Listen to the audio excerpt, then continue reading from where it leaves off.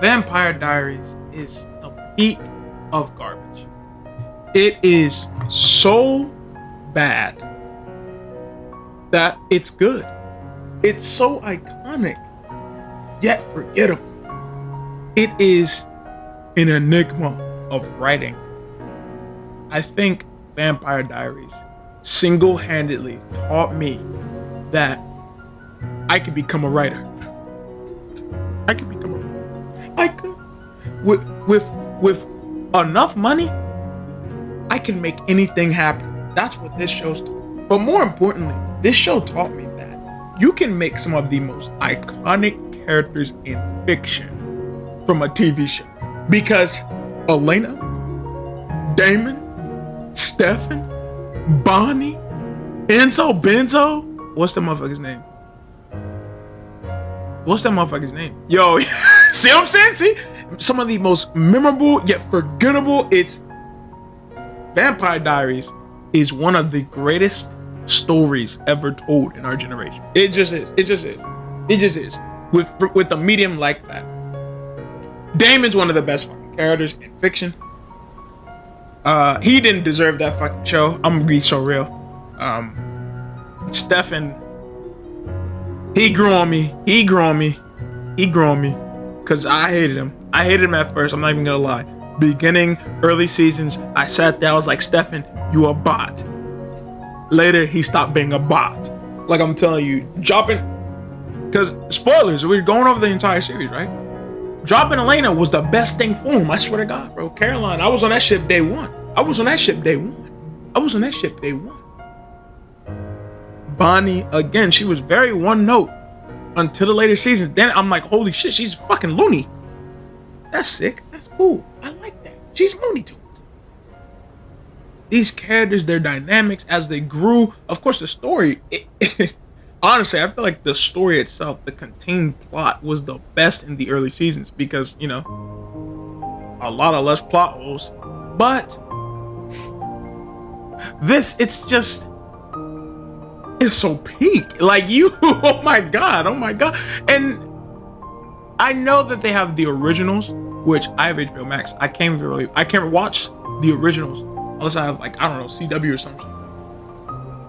I will watch that, and I already know it's gonna be 10 times better than whatever the fuck Vampire Diaries is. But what made Vampire Diaries stick wasn't the writing, it was the characters, and that's what I'm kind of scared of. I love Rebecca, right? I love Niklaus, right? I love these characters, but they ain't Elena. They ain't Stefan. They ain't Damon. These motherfuckers is main characters. Like, you even look back at the posters. The posters were so fucking corny as fuck. It was so heavy into this edge. Some of the shit you didn't even see in the fucking show. And that's what made that shit amazing. Honestly, like, it was a product of its time. It gave that 2010 feeling. But if I watch the originals, I won't have that. I'll just have a raw writing, and I'll have to actually critically judge it as a show as it is, instead of it being peak trash TV or peak trash in its era. If I watched Vampire Diaries when that shit was coming out, I would be obsessed.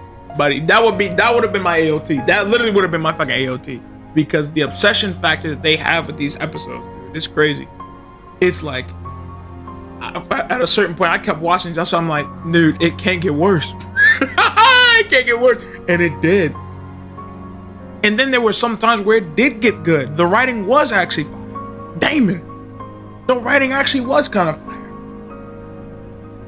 Some things actually did start to make sense. And I was like, okay, so they must have fired some people on the team. Okay. And then it went back down again. And it was great. It was great. It was an experience. There were some episodes that pissed me the fuck off so hard that I had to stop watching for like a week, come back with new lens. But overall, I was obsessed. I was addicted. I'm watching each season. There was a certain point where I was like, I think it was around season 6, season 5. I was like, dude, I just want to finish this show. And that was actually the mentality I went into it with. I was like, dude, I just want to clear the show because I know it's trash. And I just want to say that I have completely successfully completed all 8 seasons of Vampire Diaries with my full chest. Now that I say that, I can say that I've left with great experience of garbage, peak fiction, and everything in the middle. It certainly is a fucking 10 out of 10. Not because the writing is peak, but because that was an experience that I'll never get back. Me sitting there watching the fucking shit for the first time, experiencing that shit, consuming that shit. Vampire Diaries is a 10 out of 10. It is something that you do not want to miss out on, especially if you're a fan of the early 2010s. Early 2010s. Not the later 2010s. There's a big difference between 2011 and 2010. There's a big difference. So if you're a big fan of the early 2010s, in that era, the edge, you know, the MySpace type beat, you will fucking, I'm telling you, dude, please go watch that shit. It's peak. It's peak. You're gonna be like, this is trash. I'm gonna put up the next episode. And that is a 10 out of 10 experience. That's a 10 out of 10 experience. Of course, not to be confused with the other 10 out of 10s I give, because when I give 10 out of 10s to animes, that's because objectively, the writing has peaked out. But for this, for shows like this, TV shows, right? Less movies, but TV shows, more importantly, right? It's about whether or not I can go back and click the next episode. I'm even watching clips now of Elena and Stefan. I'm like, that's better. These actors are fucking iconic. and granted, I'll give Stefan shit for his shitty ass performances. Sometimes with crying, like, oh my god, this dude's not selling shit at all. I'm completely thrown out of it. He got better over time, and Stefan, he's really, honestly, anybody on the Vampire Cast OG is looked at as one of my favorite actors after this. I'm gonna be real, because I can't unsee it. It's almost like a Breaking Bad situation, but you know, Breaking Bad actually has the good writing. So these characters, I'm telling you, they're too iconic. The show's great, man. If you are a heavy fan of bullshit blazing, please watch this.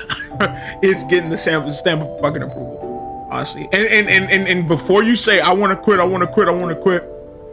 I think writing wise, the better seasons are the early ones, but I think the best season is probably around Kai era, because Kai is peak. He had potential. So watch until that shit. Watch until Niklaus. Those were the peak, motherfucker. The original saga was fucking peak. They had to make a whole spin-off that's better than the fucking main show, allegedly, apparently. So please, dude, go watch this shit, bro. I love Elena, dude. Elena's a